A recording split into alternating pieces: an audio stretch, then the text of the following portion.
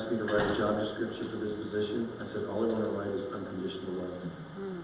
And I hadn't even written the job description, and 3 days later I got a text from a woman I met a month or so before, said, are you busy Tuesday night at 6? I have someone I want you to meet.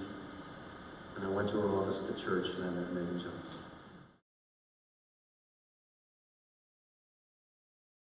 My story and how I ended up getting involved in this work is actually pretty amazing. Let's see, so I get the opportunity to tell people, go out and talk to people about my past and my story, the good, the bad, the ugly, and now what I consider to be honestly the best. Here's the thing is that when it comes to trafficking, it's really important for people to keep an open mind because sometimes they think that the women or girls that are entangled in this have a rough childhood. Maybe they were abused when they were little, like physically, sexually, or emotionally, but it doesn't always happen like that because I honestly had a really good childhood and I ended up going down that road. So my childhood, I start my story by this. My childhood, I was just raised by my mom, and it was me and my mom. And I've never known my dad, but me and my mom were super close for a lot of years. Like when she would tell me on a daily basis that I was loved. And I remember feeling as a child absolute unconditional love. Growing up, it was just her and I, everything was good. So, okay, a few years later, there's a gentleman by the name of Larry comes along. And now I am super proud to call Larry my dad. But at the time, I was not so much. Because not only, okay, so she met Larry and then she fell in love with Larry. And Larry not only came Larry, but Larry also had 5 children. And so as a young child, that's just kind of a blow. You're used to having your mom, just you and her, and then all of a sudden this guy comes and he brings his 5 children. And so it was almost like I was fighting for my mom's attention. I started to act out and behave badly, and I was honestly probably just trying to get her attention because it wasn't like it used to be when it was just her and I. I honestly started getting in trouble at a pretty young age. I'm talking like 4th or 5th grade. I started to rebel. 6th, 7th, junior high was really bad. I was giving her all sorts of problems. I was giving my stepdad all sorts of problems. I started smoking and I started drinking and doing drugs at a very young age. I became promiscuous and I was just angry at the world. And the really sad thing about this was when I was giving her so much grief, she ended up getting diagnosed with cancer. And so then as a young adult, you're just like, wow, I'm not going to have my mom very much longer. And so that was really devastating. And so I'm giving her all these problems, and I'm feeling really bad because I'm being just a really rebellious kid, smoking, drinking, promiscuous. I ended up having a child at the age of 18, 19. My mom ends up passing away, and so that's really painful. And if you guys have ever dealt with a loss in your life, just one loss is horrible. Well, I started to have all sorts of losses in my life, like one after another after another. And the alcohol and the drugs were just not numbing that pain anymore from my mom's death. And I started to use, my friend introduced me to a drug called methamphetamine. And methamphetamine definitely numbs every part about you. And so my mom passes away. I start using methamphetamine. I'm a single mom. I start to begin, like, all these losses. I lose my grandparents at the time. I lost my mom. The relationship with my child's father failed. I ended up losing my job. It was like one loss after another. And so I'm a single mom. I don't have a job. It's really about being vulnerable. And at that time, it was like I was so lost. I was just so lost and so vulnerable. And so, okay, so then my friend, she introduces me to this girl. And this girl owned an escort business here in Lincoln. And she said, you know what, Megan? She goes, I see you're really down and out. You know, you're a single mom. You don't know how you're going to pay your rent. And, you know, if you come work for me, I promises of all this big money and all this, like, you'll be fine. You'll be good. You know, everything will be good. And so, unfortunately, I took her up on that offer to come work for her. And for the next, honestly, for the next 10 years, I struggled with not only being a methamphetamine addict, but also an escort working here in Lincoln. My life just spiraled downhill. I mean, I went through things that nobody should ever have to go through, saw things, did things.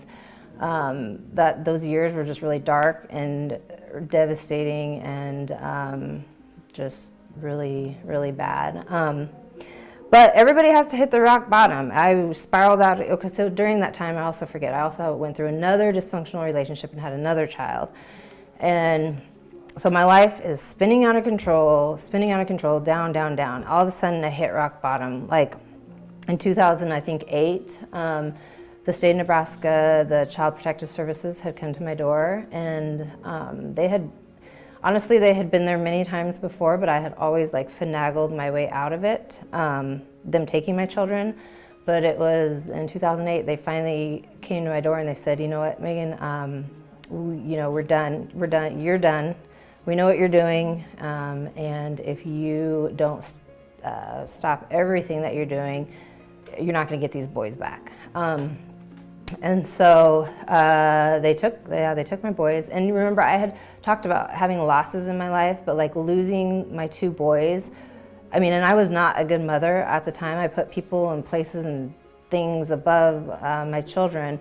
But if you remember, like as a young child, I knew what unconditional love was. And so it was like all of a sudden those boys were gone, and it was a loss like no other. And I had dealt with a lot of losses, but I remember when they got taken, I just sat there for days and I could not move. It was like I didn't know how to live without them, and I felt unconditional love for them. And so at that point, you know, a lot of people some people, a lot of times, because the drugs are very addicting and the lifestyle's addicting, and you know, some people say, you know what, okay, my kids are taken care of, now I'm going to go ahead and I'm going to party some more. I'm going to do, you know, my kids are taken care of, I'm just going to, you know, keep going on my way. And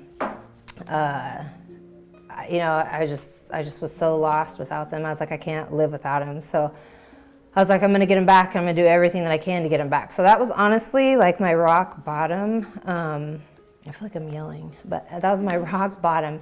Was when I got those boys taken away. And honestly, it was like a blessing in disguise. I didn't think so at the time, but so at that point I entered treatment and started the process of getting my boys back. But it was in treatment where, you know, when you're in treatment, you're like in a safe bubble, and you don't have to deal with the outside world or the outside things, and you feel safe. And it was a day or two before I was to get out. And I had never thought about God. I had never, you know, prayed to God. I had never done anything like that. And honestly, my heart was so hardened from all those years. I wasn't a really emotional person, but a few days before I was to get out, I laid in my bed and I just looked up and I just started bawling and crying. And I just started praying and I said, God, you know what? If you're out there, if you're real, like, I need you. Like, I don't want to walk out the same person that I walked in, and I need you to heal me and change me. And you know, although I never heard him, but I know that he's walked with me ever since, because it's just been blessing after blessing after blessing, walking with him. And so I get out of treatment and I jump through every hoop that Child Protective Services has, and I ended up getting my boys back. And then I at that point I was like, man, what am I gonna do with my life? Like I had barely graduated high school. I did graduate, but I barely. I thought, man, what am I gonna do? I thought about going back to school, but I'm like, oh, I don't know if I can do that because I've done a lot of drugs and I really don't like school. But I just pushed myself. I like wanted to show my kids and I wanted to show myself that I could make something of my life. And so I went out and I started out at SCC, and I was like, I have a desire to help people with addictions. I overcame my addiction, and so I went to school to be a drug and alcohol counselor, and it took like 3 years, but I finally got my associate's degree, and then I was like, I want to keep going. So I didn't even pause. I went straight into school at Doan, and I ended up getting my bachelor's degree in human relations from Doan, and I actually graduated with a 3.8 grade average, which is huge, you know, from all that mess and a mess of a life. And I always like to when I first started with I've Got a Name, I just celebrated like 10 years clean, and it's just miracle after miracle. Like how I met Paul and how I got. See, one thing I know and God knows and nobody else knows is that there's times at night when I would be studying, and it was hard to be a single mom going to school. I was working at the time too, but I would do my homework and I'd put my boys to bed, and then I would Google like human trafficking jobs or sex trafficking jobs in Lincoln, Nebraska. Nothing would come up. And why? Because it wasn't around then. This was like 10 years ago. Like nothing was around. But I knew that I wanted to do something in this field and work with victims that are stuck in like a vicious cycle and that can't get out and don't see hope.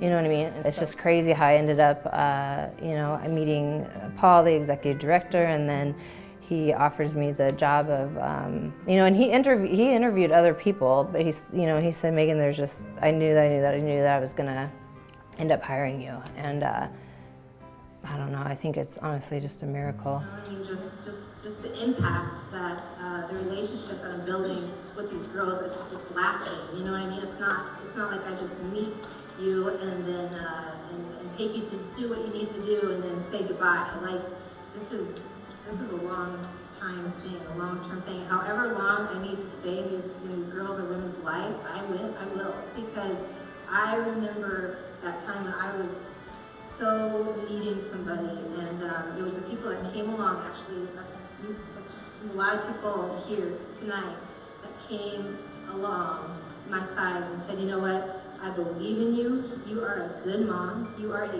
good person, and you can do this. And that's what got me through. People believing in me, people loving me, and people truly caring about me. And that's what I'm doing. This is my passion, and it's a miracle that I'm doing this.